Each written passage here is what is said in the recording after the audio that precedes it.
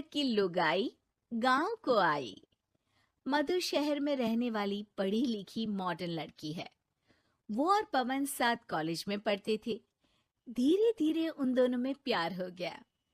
पर पवन गांव में रहने वाला एक साधारण सा लड़का है। मधु के पिता हमेशा उसे ये बात कहकर ताना देते हैं। तुम वहां गांव में कैसे एडजस्ट करोगी?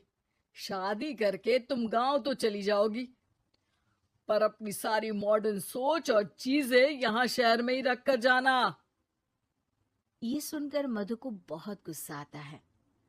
तो क्या हुआ अगर वो लोग गांव के हैं? मैं वहां जाकर उस घर को बिल्कुल शहर की तरह बना दूंगी।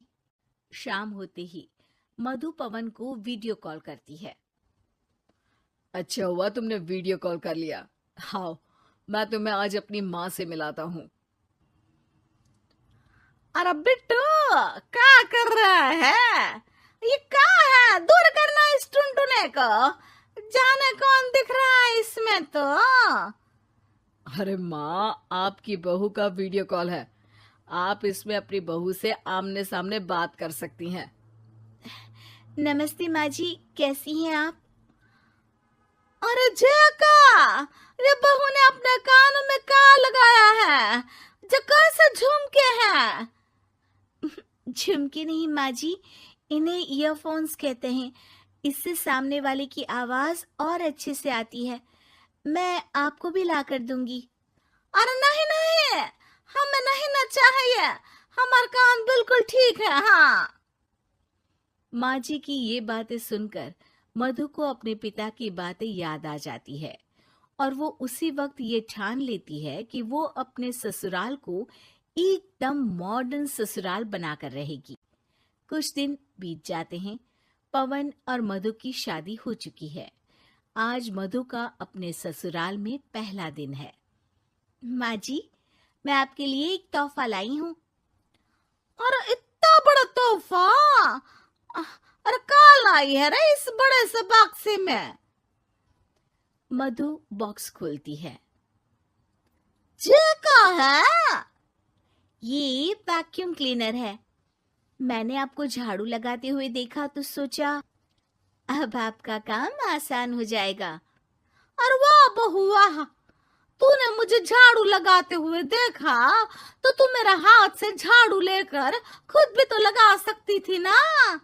पर नहीं, तूने तुझे मशीन लाकर मेरे हाथ में दे दी कि यह काम हमेशा मैं ही करूं। ये आजकल की शहरी छोरियां बिल्कुल नहीं बदलेगी। मधु को मन ही मन गुस्सा आता है, पर फिर भी अपना गुस्सा भूलकर मधु माँ जी को वैक्यूम क्लीनर इस्तेमाल करना सिखाती है। अगले दिन मधु सुबह उठती है तो ये आंगन में से कैसी आवाजें आ रही हैं? मधु दौड़ती दौड़ती आंगन में जाती है और देखते ही चौंक जाती है। अरे माँ जी, ये आप क्या कर रही हैं? और वो कहा है ना, सुबह मैं जब कुएं से पानी निकाल रही थी तो मेरे कान की बाली उसमें गिर गई थी। तो ये तेरा वैक्यूम ना सारी चीजें अपनी तरफ खींच लेता है ना, तो मेरी बाली भी तो निकाल ही देगा। उसी की कोशिश कर रही हूँ, पर न जाने क्यों अब ये चालू ही नहीं हो रही तेरी मशीन। अब वो चालू होगी भी नहीं। पर अब कुएं में से पानी निकाल क्यों रही थी? अरे कमाल करती हो ना बहू। पीने के लिए पानी क्या तेरे मायके से लाऊं मैं? अरे कुएं से ही तो निकालना पड़ता है। हाँ, पीने के लिए पानी, और वो भी कुएं से। मधु दिमाग लगाती है और थोड़ी ही देर में घर में वाटर प्यूरिफायर लगवा देती है। ये देखिए माँ जी, इसमें बस एक बार पानी भर देंगे तो नल में पानी साफ होकर बाहर आएगा। अरे वाह रे बहू, ये तो बहुत ही बढ़िया चीज है। रात हो जाती है। मधु जैसे ही प्यूरिफायर का नल चालू करती है तो वो अचानक से फट जाता है और सब जगह पानी पानी हो जाता है। अरे ये क्या हुआ? ये क्या हो गया? मैंने तो बस इसमें उबला हुआ पानी डाला था, ये इतनी जल्दी खराब हो गया। अरे ये सारी शहरी चीजें है कबूरी? क्या आपने इसमें उबला पानी डाला था? हाँ तो फिर पानी तो तभी साफ होगा ना जब उसे उबालेंगे। ये मशीन का कोई जिन है जो हमने जो बोला वो कर देगी है? मधु को बहुत गुस्सा आता है। इस तरह तो मेरा अपने ससुराल को मॉडर्न बनाने का सपना अधूरा ही रह जाएगा। नहीं, मैं इस तरह से हार नहीं मान सकती। थोड़े ही दिन में मधु पूरे किचन को मॉड्यूलर किचन में बदल देती है। अरे वाह बहुआ, इतनी सारी अलमारियां! माँ जी मॉड्यूलर किचन देखकर बहुत उत्सुक हो जाती है। ये बक्सा का है। बहू ने शायद गलती से इसे यहाँ रसोई में रख दिया है, पर है तो ये बहुत ही बढ़िया। अगले दिन सुबह। और मायरी क्या हो गया? मैं तो बर्बाद हो गई। मेरी सारी पूंजी जलकर राख हो गई। हे राम, अब मैं क्या करूं? माँ जी की रोने की आवाज सुनकर मधु दौड़ी दौड़ी किचन में आती है और इतना धुआं देखकर घबरा जाती है। ये सब कैसे हुआ माँ जी? ये आग कैसे लगी? ये सब तेरा इस मॉड्यूलर किचन की वजह से हुआ है, और ऊपर से तूने तिजोरी जो रसोई में रख दी थी, मैंने जैसे ही अपने गहने और पैसे इसमें रखे और बाहर से इस ताले को घुमाया, ये तो 5 मिनट में ही आग बबूला होकर पट गया। अरे माँ जी, ये तिजोरी नहीं है, ये तो माइक्रोवेव। बेटी, एक बार चल के लड़के को देख तो लो। मेरा दावा है कि लड़का तुम्हें बहुत पसंद आएगा। बाला बहुत अच्छा लड़का है।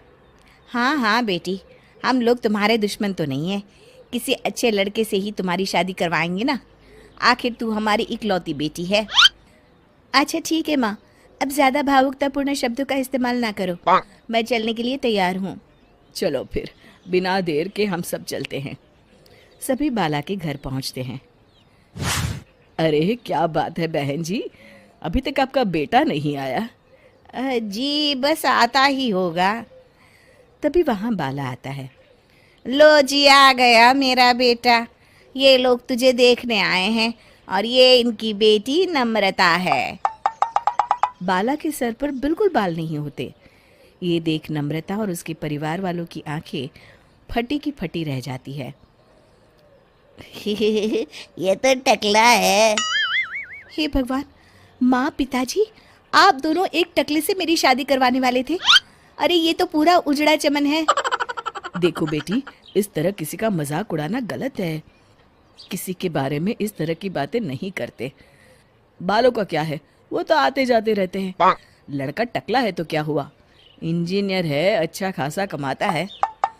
आप चुप रहिए जी। इसकी तरफदारी इसलिए कर रहे हैं क्योंकि आपके भी सर पर बाल नहीं है। मैंने तो आपसे शादी कर ली, मगर मैं अपनी बेटी की शादी एक टकले से बिल्कुल नहीं करवाऊंगी। अरे ये क्या, कब से आप लोगों ने टकला टकला लगा रखा है? और माफ करना, तुम भी कोई हूर की परी नहीं हो। तुम लोग मेरे घर में आकर मेरी ही बेइज्जती कर रहे हो। निकल जाओ यहाँ से। हाँ हाँ तो जा रहे हैं ना, हमें भी यहाँ रुकने का कोई शौक नहीं है। नम्रता और उसके परिवार वाले उठकर वहां से जाने लगते हैं। तभी नम्रता का छोटा भाई जाते जाते कहता है, टकला, तेरा बाप टकला। और इस तरह बाला का रिश्ता टूट जाता है। फिर एक दिन सड़क के किनारे एक आदमी घूम घूम कर कंधी बेच रहा होता है। कंधी ले लो, कंधी, एक से बढ़िया एक कंघी ले लो, नए जमाने की कंघी ले लो। अरे भाई ये ले लो। घूमते घूमते वो बाला के पास पहुंच जाता है। अरे भाई साहब, कंधी लोगे क्या? ये लो। तभी उसकी नजर बाला के सर के ऊपर पड़ती है। अरे माफ करना भाई साहब, आप इसे लेकर क्या करोगे? आपके सर पर तो बाल ही नहीं है, आपका तो स्टेडियम पूरा खाली है। चलता हूँ, कंधी ले लो, कंधी ले लो। कंधी वाले की बातें सुनकर बाला को बुरा लगता है। उस समय बाला को ऐसा महसूस होता है कि उसके लिए दुनिया में सबसे कीमती कोई चीज़ अगर है तो वो सिर्फ बाल है।